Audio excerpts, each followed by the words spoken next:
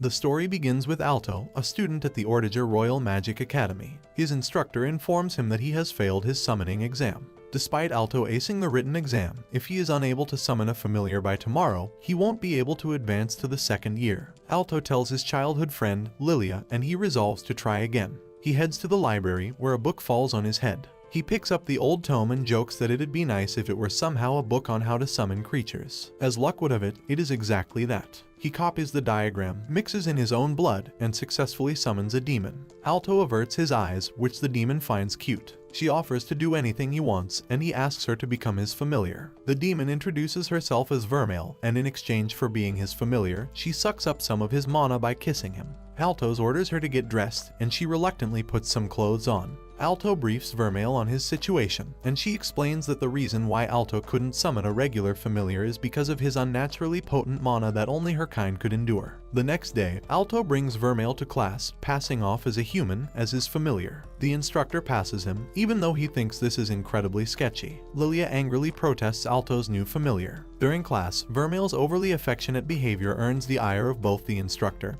and Lilia, but since the academy promotes close proximity between mages and familiars, she is allowed to do as she pleases. Lilia disrupts the class, and the instructor forces her to stand in the hallway. On the way home, Lilia demands to know who Vermeil really is. In a flashback, Vermeil suggested that she pose as a human so as not to attract unwanted attention. Alto maintains that Vermeil is his familiar, and in response, Lilia challenges him to a duel. The winner gets to order the loser to do whatever they want, which Lilia seems to have fantastical fantasies about. They head to the school's local arena, where their duel is broadcast around campus. She summons her familiar, Sylphide, a powerful wind spirit. It unleashes a strong tornado straight at Vermeil, but it simply blow-dries her hair. Vermeil defeats Lilia with a squeezing assault that every male student greatly appreciates. Lilia admits defeat, and Alto orders her to be friends with Vermeil. The two girls shake hands, but neither of them intends to be friendly. When they return to the dorms, Vermeil tells Alto that Lilia is clearly in love with him, but he says the two are just friends. She approaches and kisses him again for another helping of mana. He asks her why she needs to drain his mana, and she explains that being trapped in the magic tome has left her weak.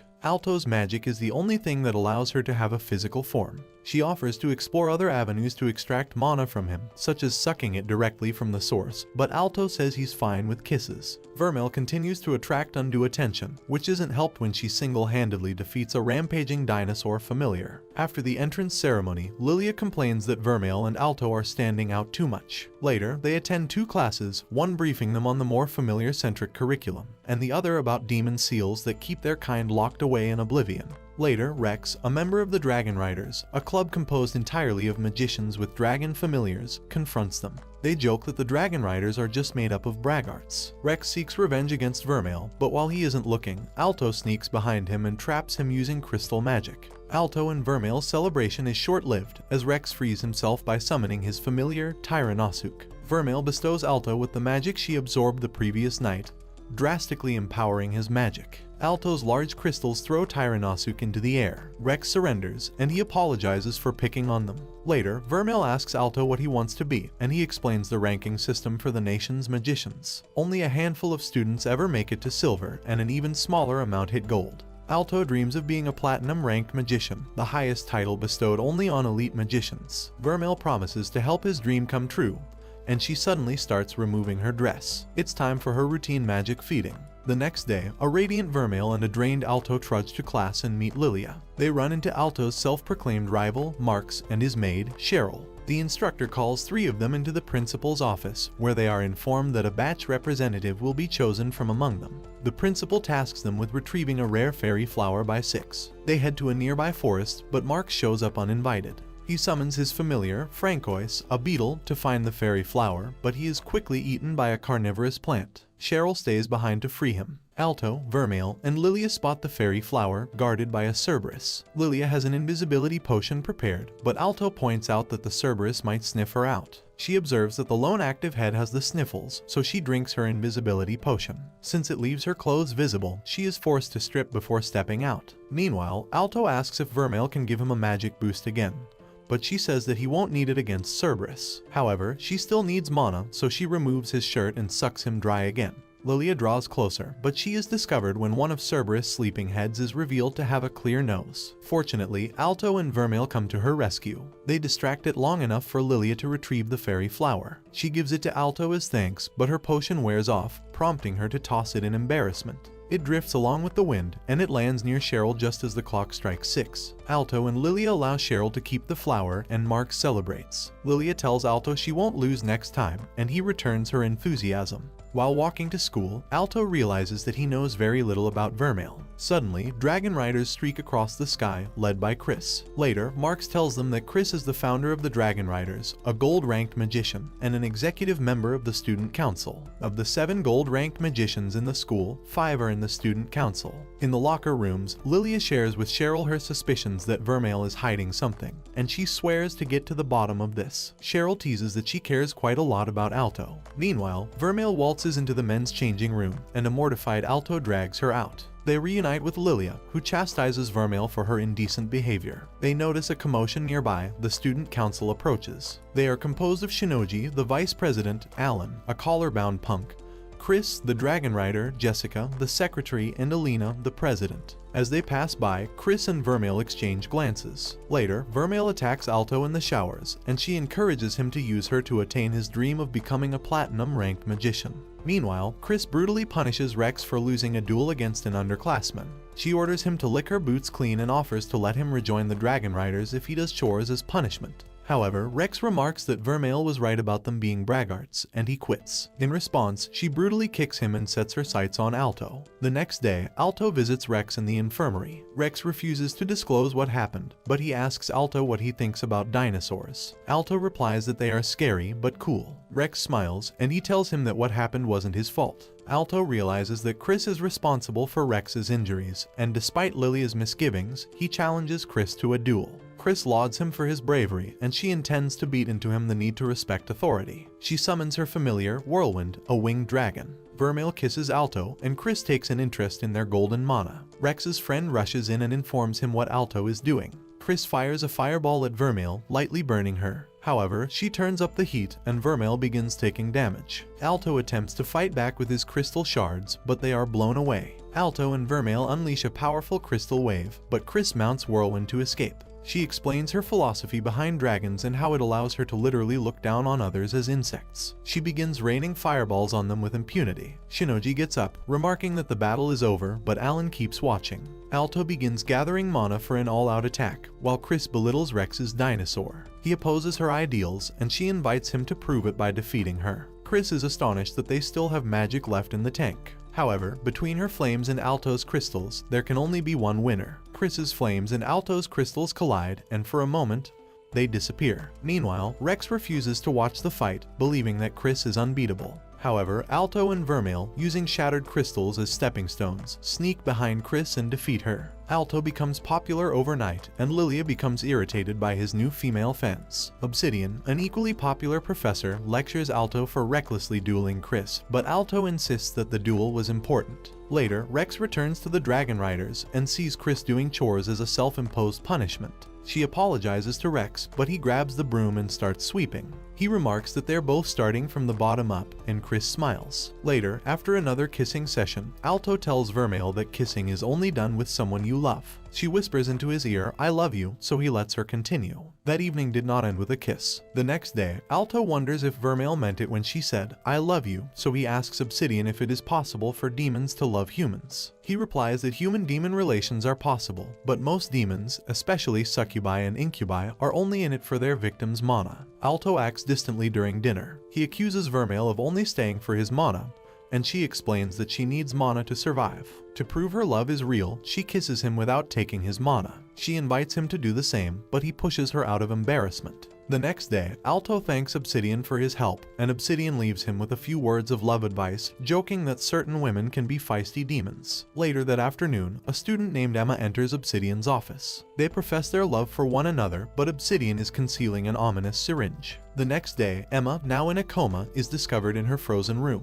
This is the 4th incident this month alone, and the student council, especially Alina, is troubled by this news. Shinoji has little to go on, but Jessica, obsessed with Alina's mental well-being, intimidates him into investigating. Later, Alto measures Vermeil's height due to an assignment to get to know his familiar better. He was encouraged to go as in-depth as possible, which makes Vermeil happy. She removes her clothes so that Alto can get a more accurate measurement, which Sylphide reports back to Lilia, who is spying on them. She hands all her clothes to Cheryl, drinks her invisibility potion, and sneaks into the boys' dorm to expose Vermeil. Alto finishes measuring Vermeil, and she reverts to her more human form. Her horns and tail disappear just as Lilia sneaks in. Alto retrieves some books from his shelf, inadvertently poking Lilia's chest. The experience leaves her dazed. Vermeil praises Alto's rapid improvement and his victory over Chris. However, he suspects that Chris was holding back during their duel, and he fears that if she had gone all out from the start, they would have lost. Meanwhile, Chris and Whirlwind are handily defeated by Rex and Tyrannosuke,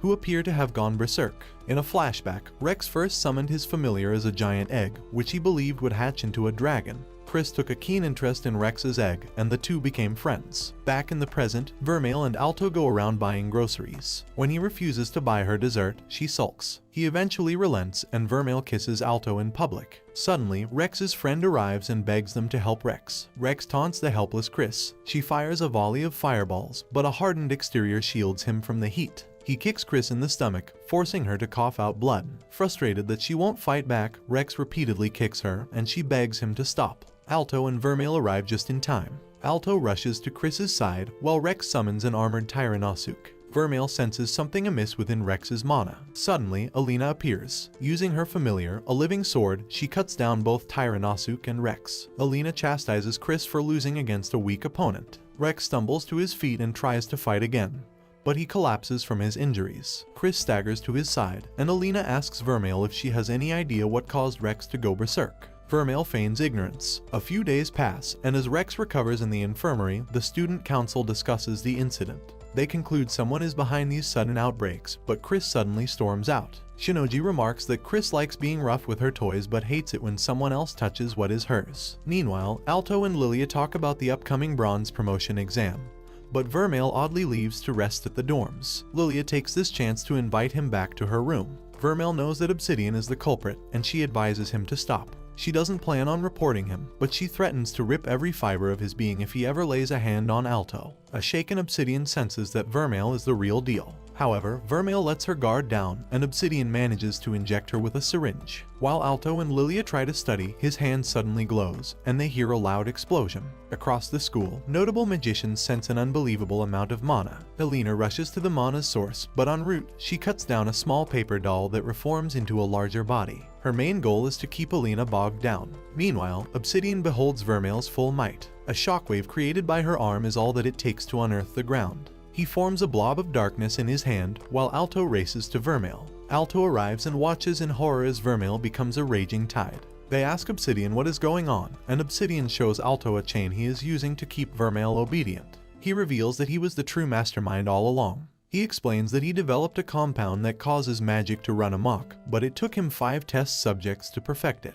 Now, his compound can bind even the will of a demon. However, Vermeil snaps the chain, proving her will is stronger than his. She lunges at Obsidian, but Alto's body moves on its own, and he is mortally wounded. Buried within Vermeil's out-of-control mind, her consciousness feels like it is being submerged. She thought she liked solitude, but Alto's warmth proved otherwise. When Vermeil realizes what she has done, her heart is stricken with grief, which quickly transforms into unbridled fury. She tries to murder Obsidian, but Alto manages to move and calm her down. He reminds her that he is her master and reassures her that everything will be okay. His body slumps to the ground, and Lilia fears he is dead. But Vermeil won't let death take him yet. She kisses him, transferring what mana she has left to heal his gaping wound. Miraculously, his condition stabilizes. However, Obsidian cannot accept what has happened. He injects himself with a syringe, transforming into a demon hybrid using the essence of slain lesser demons. He attacks a weakened Vermeil, but she effortlessly blows away half his body. A frightened Obsidian escapes into the sky, but Chris stops him and sends him reeling into his body, which disintegrates. Vermeil chooses not to kill Obsidian, out of respect for Alto's wishes. Lilia rushes to Alto's side, who wakes up moments later. Meanwhile, Obsidian's co-conspirator fades away,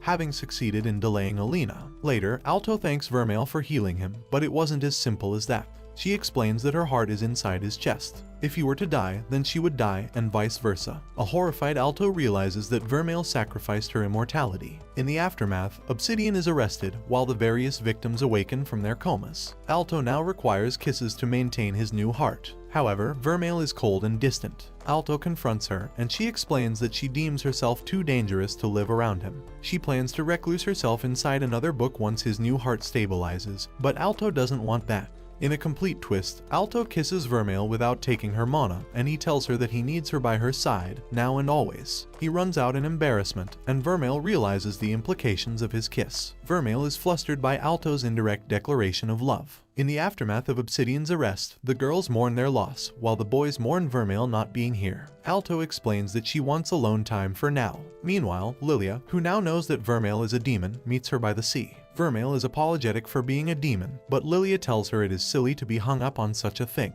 She tells her that being a demon or god isn't what matters is if you're good or bad. Lilia emphasizes that she needs to trust Alto more, because he'll come to her rescue when the time comes, no matter what. Sylphide comforts Vermeil, and she remarks that Lilia is actually a decent person. Alto arrives home, and Vermeil comes soon after. She expresses her desire to remain by his side despite everything that's happened, and Alto is overjoyed. He promises to be a better master to her, and she kisses him. She asks him to kiss her back, and he does so without hesitation.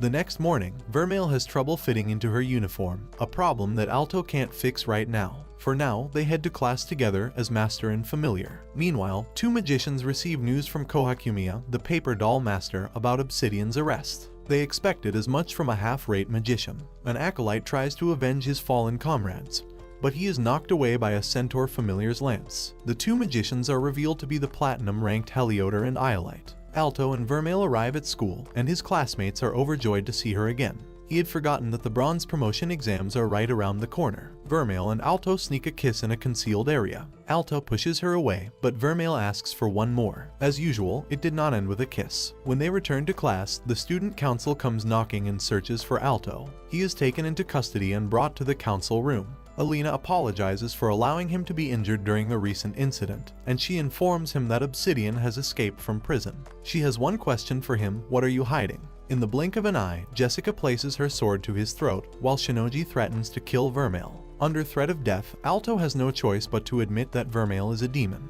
The council is shocked. Alto explains how their hearts are now intertwined, but he defends Vermeil's actions. He is fully prepared to be expelled, but Alina reassures him that they won't tell the faculty, and they can continue doing as they please. Alina decides she can make use of a demon. Jessica protests, but Shinoji reasons that since the Obsidian incident, they cannot trust any teachers. Alina then extends an invitation for Alto to join the student council. Alina explains that Alto's recent feats in defeating Chris and Obsidian have earned him a place among the council. If he can guarantee that his demon familiar won't be a problem, then she sees no issue with him joining. Alto shares the good news with Lilia, Cheryl, and Marx. They celebrate the occasion, and Marx in particular is overjoyed that a second year is on the council. Lilia smiles and swears that she'll get a higher score than him at the bronze promotion exam. Later, Alto feels bad that Vermeil's secret is out, but she reassures him that she doesn't care that the council knows, though she warns him to be careful around Alina. Regardless, he feels that, had he been stronger, he could have kept her secret. Vermeil begins undressing Alto so that he can become stronger, and she aggressively pins him onto the bed. After doing the deed, a violated Alto swears to become stronger. Meanwhile, Alina has an epiphany regarding Vermeil, and she cuts off the head of a statue. The next day, Alto prepares for his first day at the student council, but he unfortunately walks into Chris, Alina, and Jessica changing. Jessica wants his head chopped off, but Alina says she's being a prude. Alina begins the meeting, and she shows them a sample of the paper golem she defeated. Chris uses her appraisal magic, but the magical circuit is so complex that it isn't recorded on any magical database. Even their gold-ranked magical research specialists were unable to decipher it. Alina concludes that their opponents are platinum-ranked magicians. Meanwhile, Iolite and Helioder meet with Kohakumiya to discuss the materials he brought back for her. Kohakumiya asks how he was able to convince the fearsome platinum-ranked Heesful, leader of the priest order, to agree to hand it over, and Iolite bluntly replies that he killed him. A shocked Kohakumiya watches as the pair leave, and Iolite flashes a pair of photographs depicting Alto and Vermeil. That evening, Alto has a dream about a crying girl. A woman says he has two choices regarding this girl: to save humanity or to cater to her whims. He realizes that the girl is Vermeil. He wakes up, and, anxious about the exam, he begins studying. Vermeil catches him awake and wonders why he's so worried. Half the students in his batch are expected to pass. He explains that a great deal of pressure was placed on him by the student council, especially Chris, who won't accept him if he fails. Vermeil pushes Alto onto the bed so they can prepare for the practical part of the exam. The next day, Alto packs his things, and he gets nostalgic upon seeing Vermeil's dusty old tome. He wonders what kind of mage sealed Vermeil away in the first place. He joins his friends in heading to the exam venue, where they are joined by other magicians from across the country. Their bright-colored Ortigia uniforms attract attention. When they arrive at the venue, Cheryl's eyes pop when she sees their proctor, Pharynx, commander of their country's special operations. Pharynx explains the first part of their exam, which will have them fill a crystal and the flame within with their mana. The other examinees think this is easy enough, but Alto knows that it can't be that simple. The first student struggles to fan the flames, as do the others. When it is Lilia's turn, she keenly points out the mistakes of the other magicians. They were filling the crystal with mana, not the flame itself. She places her hands on the crystal, and with Sylphide's help, she funnels mana directly into the flame, causing it to flare up. A student from another school saunters forward and replicates her success. Cheryl and Marks also pass, although the latter only does so barely. Eventually, it is Alto's turn. Many heckle him for going with his mother, but Pharynx explains that Vermeil is a human familiar. Alto carefully inspects the crystal and discovers a magic circuit running through into the flame. Pharynx remarks that Alto is the only examinee to uncover the true nature of the exam, which is to test their understanding of magic circuits. The difficulty of growing the flame depends on where they supply the mana from, and Alto senses that it is easiest from the back. However, Vermeil tells him that he's in the wrong spot. Alto intentionally goes to the most difficult spot, and he blasts the flame with his mana, causing it to turn from red to silver. The proctors are astonished, and Vermeil encourages Alto to scare them. He gives it all he has, inadvertently causing the crystal to shatter. He fears that he has failed, but Pharynx tells him he passed. His attendant fears the crystal is defective, but Pharynx assures her that this isn't the case. It would be impossible for a gold-ranked magician to shatter the crystal, while a platinum-ranked magician would find it nearly impossible to do so. Afterwards, Alto and his friends have a picnic to celebrate passing the first hurdle. Marks boasts that he has a secret weapon to help him pass the exam, a six-sided pencil. They discuss the possibility of getting a perfect score, and Cheryl shares a rumor about how only a single student ever managed the feat. Alto is getting nervous, but Lilia encourages him to take things one step at a time. They hype themselves up for the exam to come. Vermeil gives Alto a little good luck kiss before the exam starts, but it almost goes further than that. On the way, they pass by the student who tried to show up Lilia. The student loathes Ortigian students, believing that he is being looked down on. However, Iolite murders him in the bathroom and steals his exam slip. Elsewhere, after Jessica and Alina duel, they take a shower. They discuss recent events, and Jessica takes a keen interest in Alto. She asks why he would allow a demon to give him her heart, and Alina remarks that it was out of love. Alto barely makes it on time to the exam because of Vermeil. Since familiars are not allowed in the exam room, she leaves to kill some time. But she cheers him on. Alto takes his seat, and Iolite sits next to him. Vermeil overhears some proctors talking about how difficult the written exam is, but she has full faith in her master. Alto skims through the questions and sees he won't have any trouble, but to his surprise, Iolite is taking a nap. Alto notices that several questions are for silver-ranked magicians, a testament to how difficult it is. However, Iolite wakes up, answers the questions in seconds, and begins disrupting the exam room. The proctor, Mackenzie, calls for order, but he receives news that a student was found murdered. When Mackenzie realizes the deception, Iolite summons his rook golem, destroying much of the exam room. While the students evacuate, Mackenzie tries to take Iolite into custody, but his leg is crushed by the rook golem. Fortunately, Pharynx destroys a large chunk of the golem and rescues Mackenzie, while Vermeil rushes in and pounds it with her magic. Pharynx tells Alto that they face Iolite, the Heaven's Will, the youngest mage ever promoted to platinum. He is a prodigy whose magic is rumored to be from God himself. Lilia tries to force her way through, but the proctors forcibly extract her. Pharynx notices that Iolite isn't taking any hostages, but he remarks that he doesn't need to. He forms a staff from thin air, which he uses to form a pair of cannons on his rook golem. Iolite dares them to stop him. Lilia is brought outside, where several reinforcements arrive. She forces her way through anyway, but she and the others find themselves looping back outside. They realize that large-scale transference magic has been placed over the entire school, unaware that it is Helioter's handiwork. Meanwhile, Alto, Pharynx, and Vermeil struggle against Iolite, who seems impossibly powerful. To make matters worse, he keeps adding more and more cannons, and they soon realize the futility of their endeavor. Alto clads himself in silver magic in response to the crisis, but one of Iolite's night golems pierces his shirt. Alto demands to know what Iolite is up to, and he reveals that his group is gathering demons as fuel to destroy the world. Alto crushes the lance and attacks Iolite, but he is easily thrown to the ground. Vermeil unleashes her true demonic form in desperation, but Iolite subdues her with magical chains and locks away her consciousness with a key. Alto desperately continues to resist, but Iolite tires of him, and he prepares to kill him once and for all. However, a strange magic deflects the bolt meant for Alto, and Vermeil's tome unravels, and from it emerges the Mage of Beginnings, the first person to ever tap into what they call magic. She explains that long ago, Vermeil requested to be sealed away, and she simply assisted her in the process. Vermeil is currently sealed away by her emotions and memories, so the Mage of Beginnings asks if Alto is prepared to face Vermeil for who she is. Alto resolves to face this trial. Iolite tries to eliminate them, but the Mage of Beginnings transports herself and Alto into Vermeil's mind, where time and space have no power. She explains that they are 550 years in the past, when Ortigia was simply the name of a city. Alto looks down, and he spots Vermeil as a child. Vermeil happily runs over to his sister and gives her a flower crown. The other orphans run over and join them, and the Mage of Beginnings explains that, though not related by blood, this was Vermeil's family. She explains that Vermeil happily lived with her older sister, Miel, and her two younger siblings, Lynn and Kate. Without a doubt, these were the happiest times of her life. Only the sister knew that Vermeil was a demon, though she comforted her by saying she was innocent and kind. In the past, demons were more feared than they were in the present, and these good times were not meant to last. When a few neighborhood kids discovered her horns, they began stoning her on sight. When Miel discovered Vermeil's horns, she embraced her as a sister, and she promised to always be by her side. Eventually, the problems worsened. The rumors spread to a nearby town, and villagers would routinely throw rocks at their orphanage. When a plague struck the town, they blamed Vermeil and demanded that they come out. Inside, a terrified Vermeil considers handing herself over, but Miel refuses to let her. She instructs Vermeil to run out of town as fast as possible, but she will remain here to face the crowd with her siblings. They exchange a heartfelt goodbye, and Vermeil escapes through town. However, while evading the angry mob, she had a change of heart, and she decided to return to save her family. To her horror, she discovered that the angry mob had hung her entire family to death. Overcome by grief and anger, she unleashed the full might of her demonic powers for the first time, leveling the entire city and causing thousands of innocents to die. The Mage of Beginnings explains that it would be 200 years until Vermeil would be sealed, and during this period, she would be known as the Scourge of Mankind.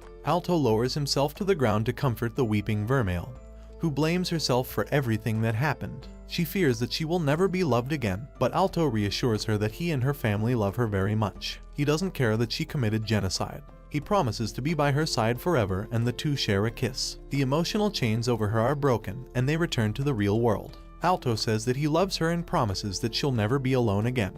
Iolite is genuinely surprised they broke out of his mind prison, but he looks forward to their climactic battle. With a snap of his fingers, he arms his night golem with even stronger armor and a pair of cannons. He remarks that, since Alto managed to break through the chains, he must know all about what kind of atrocities demonkind are capable of. That's why they're gathering their power and plan to destroy the world themselves. Alto doesn't care about Vermeil being a demon as far as he's concerned. She's just a regular girl who likes sweets and deeply regrets the things she's done. Iolite invites them to try and stop him. As his night golem unleashes its magical orb, Vermeil and Alto pool their magic together to unleash a wave of crystals that power through both the orb and the night golem itself. Iolite realizes he'll have to get serious. Alto and Vermeil brace themselves for the fight to come, but Heliotor suddenly enters and orders Iolite to retreat. The fight has dragged on for long enough, and further conflict is pointless. Iolite reluctantly agrees, though he tells Alto that they'll continue their fight some other time. The Mage of Beginnings, whose name is revealed to be Fatima, suddenly appears behind them.